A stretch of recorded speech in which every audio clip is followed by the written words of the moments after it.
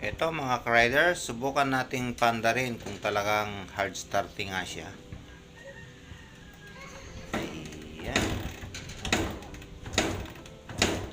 Ayan, nakailang padyak na. Ayan, naandar siya mga ka-riders. Kaso pag ginasan mo na siya, namamatay. Ayan, nakailang padyak na tayo. Kaso ayaw pa rin umandar. Ayan, hard starting nga siya. Ayun, umandar siya kaso ayan, palyado siya. Okay, gawin natin mga ka-riders. Magandang araw mga ka-riders. Meron na naman tayong gagawin dito. Isang Kawasaki Barako 175. Ito, kadalasang sakit ng Barako ay hard starting. Okay mga ka-riders, bago tayo magpatuloy, intro muna tayo.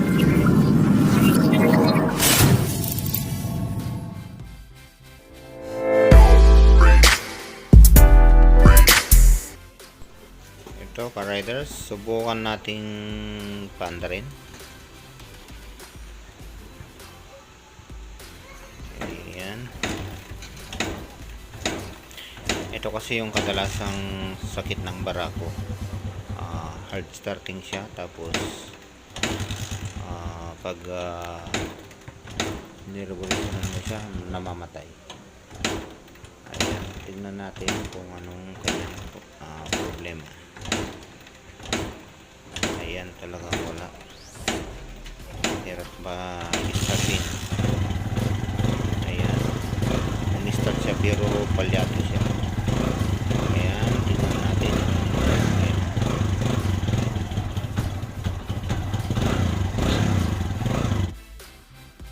Una, baklasin muna natin itong kanyang carburetor. Yan ang kadalasang ginagawa natin pag ganyan na hard starting, para malinisan na rin yung kanyang carburetor. Baka may bara na.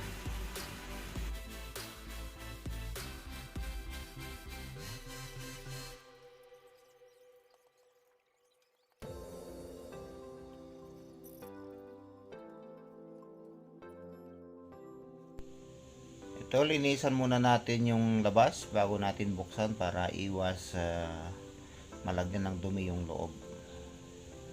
Okay, linisan muna natin.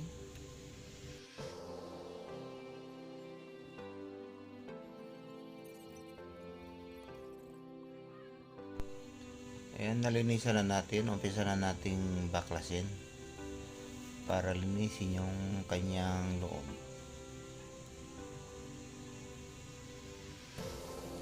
Ayan siya.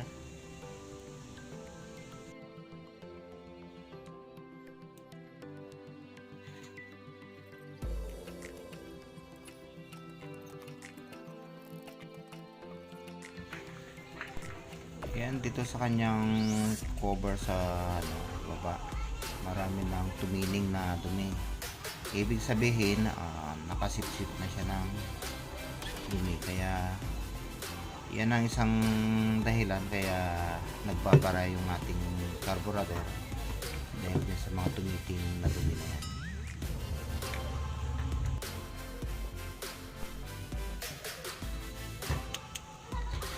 Ayan, una tanggalin muna natin yung kanyang floater.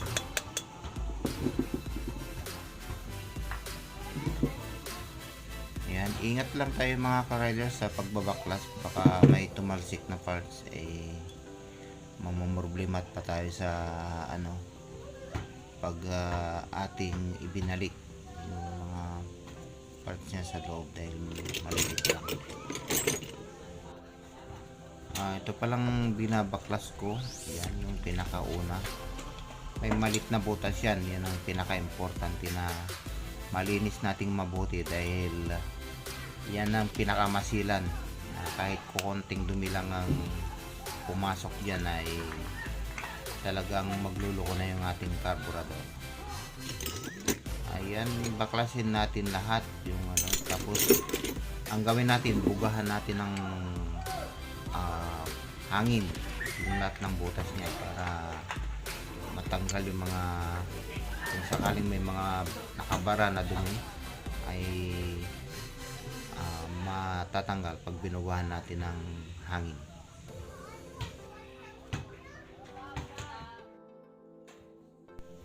Natapos na nating bugahan ng hangin yung kanyang carburetor. Ayan, umpisa na nating ibalik yung mga binaklas natin. Ayan, higpitan natin yan.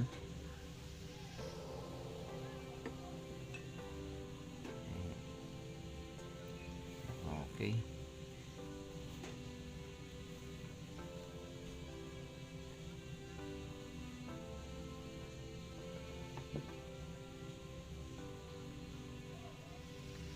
Yan, ingat lang tayo mga ka-rider sa pagbalik ng kanyang jet saka yung kanyang floater.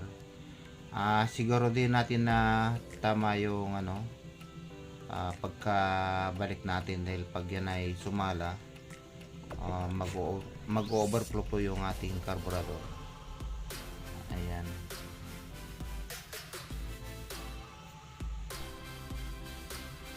At saka isa pang dahilan kung bakit hard starting yung ating carburetor ay yung kanyang floater, kung sobra yung bigay niya ng gas dyan sa kanyang carburetor, mag-overflow siya, tapos hirap anda rin. Kaya yan, sikwatan natin ng konti yung kanyang floater, adjust natin yung tamang-tama yung level niya. Ayan, saka natin takpan. Yun lang mga ka-riders, yung kanyang floater, tignan nyo lang yung yung level niya, dahil mahirap din pag sobra yung pumapasok na gas, dahil dun nagsisimula yung yung mahirap panda rin, saka nag-overflow siya. Ayan, tapos na natin ilagay lahat yung mga parts niya. Ikakabit na natin.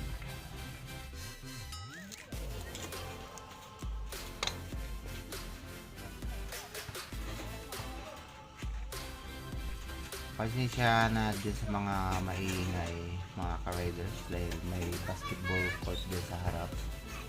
Lagi may mga naglalaro, mga kabataan mo ng oras. Kaya dito sa kinaroroonan natin ay maingay.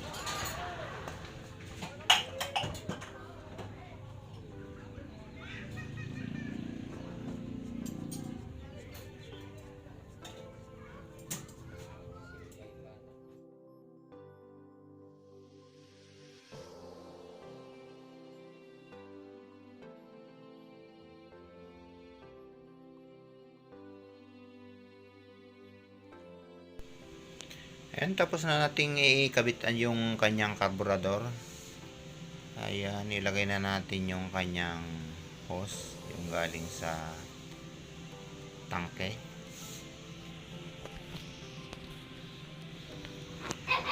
Ito mga ka-riders, saka isunod natin itong kanyang spark plug na i-check. Ayan, ayan. Kitang-kita na pudpud na yung kanyang spark plug. Ayan, yan ang isang dahilan din para magloko yung ating motor. Mahirap siyang paandarin pag pudpud na yan mga ka-riders, dahil yung bigay niya ng kuryente ay hindi na pare-parehas yung bigay niya, kaya dapat nating palitan yan.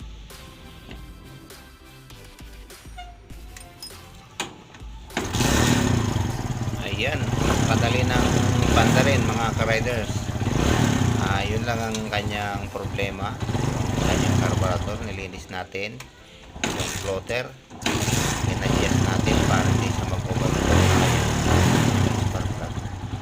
Okay, maraming salamat mga ka-riders, at kung sakaling nagustuhan mo ang video na to, huwag kalimutang mag-subscribe at i-share mo na rin, at dito din ang notification bell para updated ka pa sa ibang mga videos. Okay, ride safe mga ka-riders.